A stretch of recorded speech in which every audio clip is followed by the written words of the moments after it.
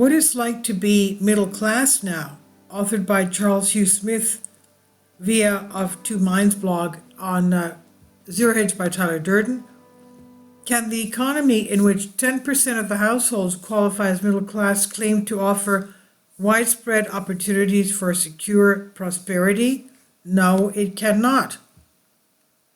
Defining the middle class is a perpetually popular parlor game because it's well known that the foundations of widespread prosperity is a broad-based middle class and a sturdy ladder of social mobility that enables those below the middle class to work their way up to middle class security. Here's an example of a typical trope on the subject: what does it take to be middle class? The topic is also a perennial favorite because the middle class is losing ground. By basic measures of income, it slipped from 60% of the populace to 50%. A strong case can be made that assess the characteristics of middle class security and prosperity rather than income. The middle class has effectively shrunk to 10% of households, as only the top 30% of households earn enough to afford what was within reach of the top 60% in decades past. By definition, the top 20% cannot be middle class. The top 20% is comprised of the upper middle class, the wealthy and the super wealthy, the 80% to 95% bracket, top 5%, and the top 1%. Attempting to define the middle class by income alone is futile due to regional differences in costs and purchasing power. $100,000 annual household income that will barely pay rent and necessities in major metro city can stretch considerably further in smaller cities far from high-cost zones. Regardless of income, households that are living paycheck to paycheck don't qualify as middle class if we qualify middle class by these characteristics. In Why the Middle Class is Doomed, April 2012, I listed 5 threshold characteristics of membership in the middle class. 1. Meaningful health care insurance, hence not phantom coverage that only kicks in after thousands of dollars are paid in cash. 2. Significant equity, 25% to 50% in a home or other real estate. 3. Income or expenses that enable the household to save at least 6% of its net income. 4. Significant retirement funds, 401ks, IRAs, etc. 5. The ability to service all debt and expenses over the medium term if one of the primary household wage earners lose their job. I then added a taken for granted 6 reliable vehicles for each wage earner that are fully covered by insurance. Author Chris Sullen suggests adding these additional thresholds. 7. If a household requires government assistance, SNAP, Medicaid, rent subsidies, etc., to maintain the family lifestyle, their middle class status is in doubt. 8. A percentage of non-financial hard assets such as family heirlooms, precious metals, business equity, rental income property, land, etc., that can be transferred to the next generation, hence generational wealth. 9. Ability to invest in offspring, that's education, extracurricular clubs, training, etc. 10. Leisure time devoted to the maintenance of physical, spiritual, mental fitness. Correspondent Mark G. suggests 2 more. 11. Continual accumulation of human and social capital, adding new skills, expanding social networks and markets for one's services, etc. And the money shot. 12. Family ownership of income-producing assets such as rental properties, bonds, etc.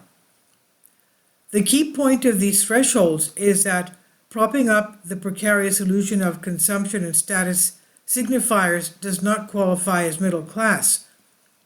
To qualify as middle class, that is, what was considered middle class a generation or two ago, the household must actually own and control wealth that won't vanish if the investment bubble du jour pops and won't be wiped out by a medical emergency.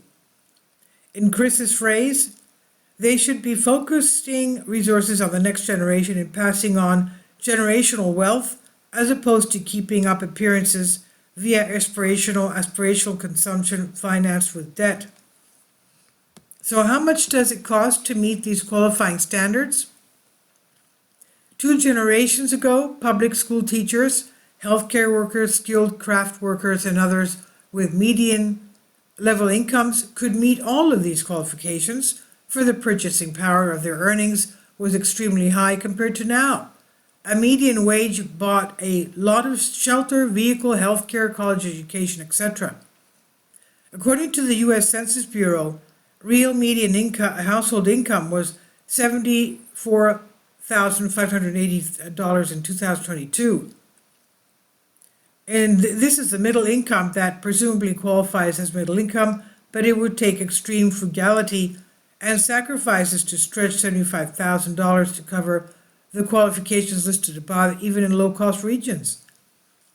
As a general guideline, $75,000 would only stretch to meet these qualifications if 1, the family home was owned free and clear, hence no mortgage, either via inheritance or extreme efforts such as building your own home with cash savings. 2, no student loan debt, either by gaining desirable skills outside college or completing college on scholarships with family financial aid, etc., and no vehicle loan, hence a reliable used car truck that is owned free and clear. These may strike younger readers as impossible fantasies, but as I've often noted here, 40 years ago, I worked my way through a 4-year university program with part-time jobs and built a house from scratch with my own savings, income from temp construction jobs, and a $5,000 bank loan, $17,000 in today's dollars, which we paid off in 2 years. Even with extreme frugality, this debt-free lifestyle is no longer within reach of the non-wealthy, as costs for college, land, permits, and building materials have skyrocketed along with the cost of health care, insurance, vehicles, children, etc. I submit that for the most households in higher cost regions, these qualifications can only be met with annual household income of $150,000 or more, which according to the Census Bureau is the cut-off level for the top 20%, top quintile of American households. According to the Census Bureau, the top 20% earn 52% of all income, and the top 5% earn 23.5% of all income. The top 10% of households have an income of $216,000 or higher, and the top 5% have incomes of $295,000 or higher.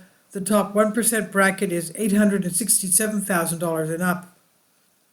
In lower cost regions, it may be possible for frugal households in the 70% to 80% income bracket to qualify.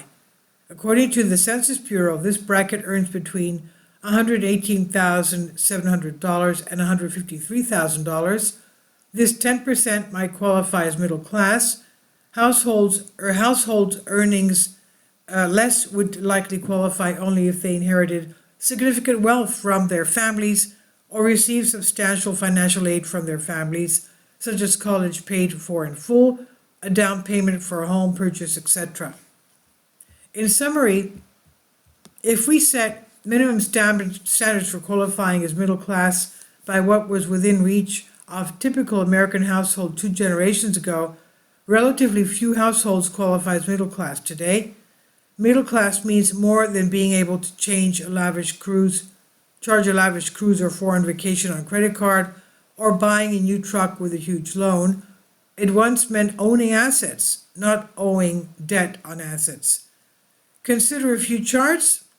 The percentage of wealth owned by 50% to 90% bracket, what we might consider middle class, has declined sharply as wealth has concentrated in the top 10%. Can the economy, in which 10% of the households qualify as middle class, claim to offer widespread opportunities for secure prosperity? No, it cannot. Middle class is not just income or consumption. It demands a toehold of ownership of real assets that offer security, not a lifetime of debt servitude. As security becomes increasingly precarious and unaffordable, self-reliance offers an alternative to a lifetime of debt servitude. And this is by Charles Hugh Smith via Of Two Minds blog on Zero Hedge by Tyler Durden. Please leave your comments. Thank you for your support. Support my Patreon account. The daily posts are 5 videos daily, and they are totally different from what I have on my YouTube channel. Thank you so much for your support and that you find all my content so interesting. You'll find the Patreon account details in the description box below.